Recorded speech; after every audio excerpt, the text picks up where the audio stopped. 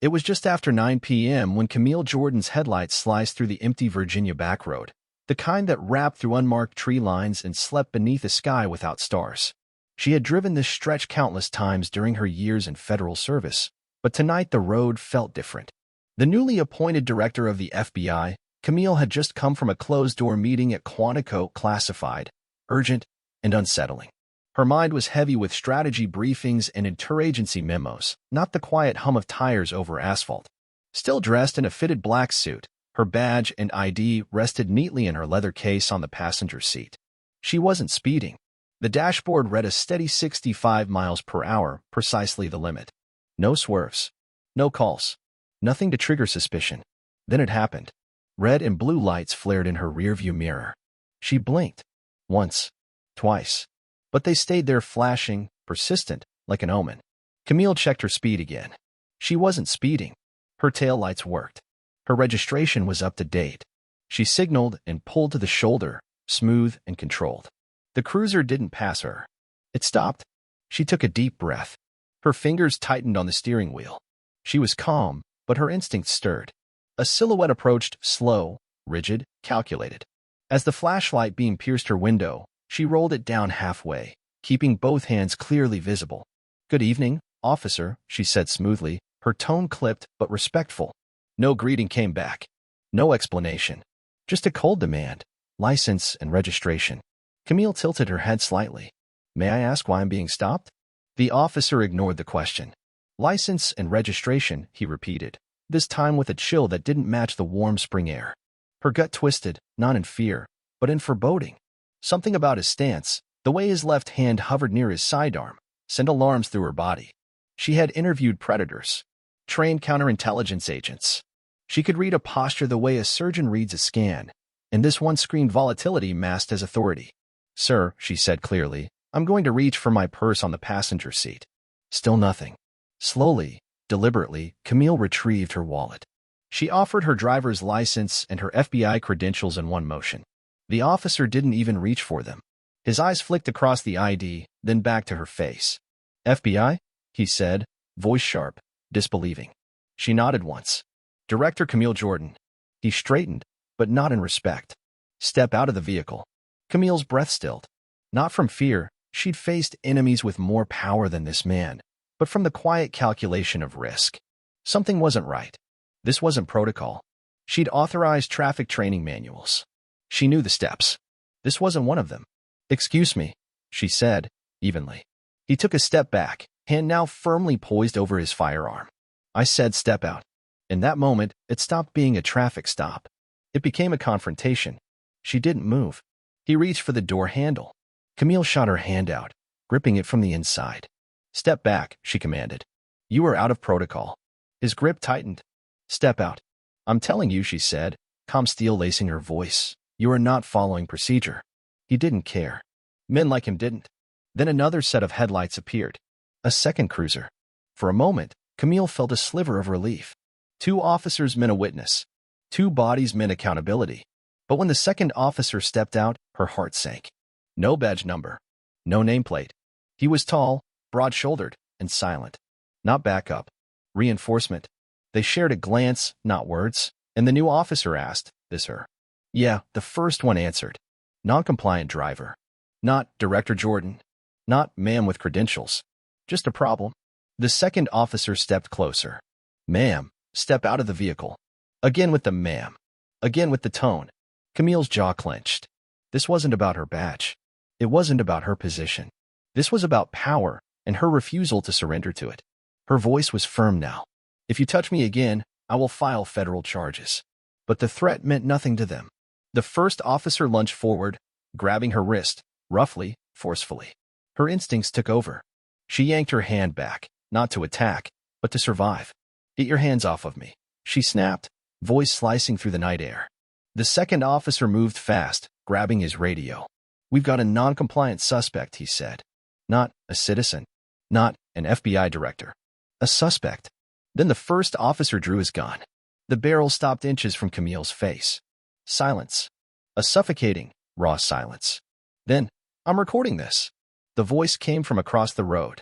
A man, early 30s, stood at the edge of the shoulder, His phone raised, its screen glowing like a flare. His voice was calm, but resolute. "I've got everything. Audio and video." She showed her credentials. "You just pulled a weapon on a federal agent." The officers froze. The second officer shifted. His balance wavered. He looked unsure now. More sirens approached. Real ones. Official ones. Camille's fingers relaxed ever so slightly on the wheel. Moments later, 2 more cruisers arrived, this time marked, this time legitimate. One of the new officers walked up and paused mid-step. "Director Jordan?" he asked, clearly shaken. "Yes," she said. The shift was instant. The officer with the gun was disarmed, then cuffed. His partner was pulled aside and suspended on the spot. The man with the phone kept recording. By morning, the video had gone viral. A sitting FBI director, unarmed and respectful, threatened at gunpoint by local officers. By noon, the Justice Department had opened a formal inquiry. Charges were filed. Camille watched it all unfold from her office window later that afternoon. She didn't celebrate. She didn't smile. She'd read too many similar reports to think this one incident was unique. She knew this wasn't just about one officer, or even 2. It was about a structure that had taught them to think they could act without consequence. A system that gave them the confidence to treat authority like a threat. A culture that taught them to see power only when it looked like them. Camille Jordan wasn't shaken. She was galvanized. Because she knew how close she'd come to being another name on a memorial wall. Not for what she did, but for what she didn't do, submit. And if one voice, one camera, one video could stop injustice, then her voice, her badge, her position would burn 10,000 more lights into the dark. She sent a single message to her deputy that night: initiate internal audit protocol. Full scope. Every state. It was time the badge protected everyone equally, not just those who wore it. And that night, justice didn't wait. It hit back. 3 days after the incident, Camille Jordan walked into the Department of Justice with a still visible bruise on her wrist. The building rose like a fortress in downtown D.C., but to her, it was just another battlefield, one lined with glass offices and thick red tape. Waiting inside was Deputy Attorney General Colin Marks. White, mid-50s, seasoned but cautious.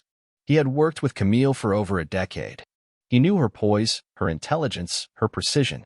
But this fire in her eyes, he had never seen. "We're already reviewing their precinct," he began. "But the local DA is asking we hold off on federal." She cut him off. Not with words. With a single file dropped on the conference table. "What's this?" he asked. "A pattern," she replied coldly. "Their stop-and-frisk rates. Their use of force records. Internal complaints buried. Body cam footage lost. And the kicker? Over 30% of their patrol staff have direct disciplinary flags. Not investigated. Not resolved. Just ignored." He sat back. Silent. She leaned forward. "I'm not here for another memo," Camille said. "I'm not another statistic. I'm the director of the FBI. And 3 nights ago, I was treated like a threat because I'm a black woman in a government car wearing a tailored suit." He nodded slowly. "So what do you want?" Her answer came like a blade. "I want a federal consent decree. I want systemic review of officer certification across the state. And I want both those officers, Marcus Drell and Evan Kinney, charged not just with misconduct, but with federal civil rights violations." Colin blinked. "Camille, that's going to light fires." She didn't flinch. "Then hand me the match." The press conference that followed was unlike anything Washington had seen since the George Floyd protests. Camille stood behind the podium, flanked by officials, not hidden, not minimized. Cameras flashed. Reporters murmured. But she didn't read from a script. She didn't quote the Constitution. She told the truth. On April 15th, she began, her voice sharp, unwavering. "I was pulled over by 2 local officers. I was compliant, respectful. I presented federal credentials. And still, I was treated like a suspect. Had it not been for a bystander recording the encounter, I might not be standing here today." The room was silent. "I'm not sharing this to stir outrage. I'm sharing it because it reveals something deeper. That even a black woman in power is not immune to being dehumanized. And if it can happen to me, it has already happened to too many others without names, without cameras, without justice." Then, slowly, she lifted her hand and showed the bruise. "This is temporary," she said. "But the culture that caused it, that's what we're here to change." 2 weeks later, the Justice Department issued indictments. The officer who pulled the gun, Marcus Drell, was indicted on 3 counts: civil rights violation under color of law, assault with a deadly weapon, and falsification of police reports. His partner, Evan Kinney, was suspended indefinitely pending trial for conspiracy and failure to intervene. But that was just the beginning. Camille initiated the Equal Shield Task Force, a sweeping initiative to recertify every law enforcement agency in the country, focusing on bias training, early warning systems for repeat offenders, and a nationwide civilian oversight board. Critics accused her of grandstanding. Senators tried to block the funding. So Camille did something no director had done before. She testified before Congress, not as a director, but as a survivor. Her testimony went viral. One clip, just 16 seconds, was played on every major network. The badge should be a symbol of protection, not a weapon of fear. If you're more afraid of a black woman with a briefcase than a man with a badge and a grudge, the problem isn't training, it's ideology. It was the soundbite that sparked a movement. Marches, op-eds, support from veterans, clergy, and celebrities. But Camille didn't care for the applause. She cared for results. Back in Virginia, the bystander who filmed the incident, Derek Nguyen, a young Vietnamese-American tech student, was quietly invited to the FBI's headquarters. Camille met him in a private room, handed him a plaque that read, "For courage in the face of silence." Derek didn't speak. He just nodded, stunned. As he turned to leave, Camille stopped him. "You didn't just save me," she said. "You helped save a nation's conscience." Months passed, and then came the trial. Courtroom 7B in Arlington was packed. The defense argued mistaken identity, high-tension protocols, and officer fatigue. But Camille testified with the clarity of someone who had memorized trauma like a hymn. When the footage was played in court, her voice calm, the officer's hostility undeniable. The jury looked physically shaken. The verdict, guilty on all counts. Marcus Drell was sentenced to 15 years in federal prison. Kinney received 6 years for conspiracy and failure to de-escalate. As Camille left the courthouse, a young black girl approached her. Maybe 11, maybe 12. She wore a Navy school blazer and held a notebook. "Are you the lady who didn't get scared?" Camille smiled gently. "No, sweetheart. I'm the lady who did get scared. But I didn't let it stop me." The girl beamed. That night, alone in her home office, Camille looked out at the lights of D.C. A mug of cold coffee sat beside a folder labeled Pending, National Oversight Boards. She picked up a pen and scrawled across the top. "Justice is not what you survive. It's what you change." She closed the file, set it beside her badge, and exhaled, deep and long. Outside, sirens wailed distantly, the hum of a restless world. But inside, something quieter stirred. Not vengeance, not rage, but resolve. Because that deserted road with no name and too much history, had tried to erase her, had tried to make her another case file. Instead, Camille Jordan made it a turning point. A place where silence broke. Where truth stared back at the barrel of a gun and never blinked. And where justice, for once, did not arrive late.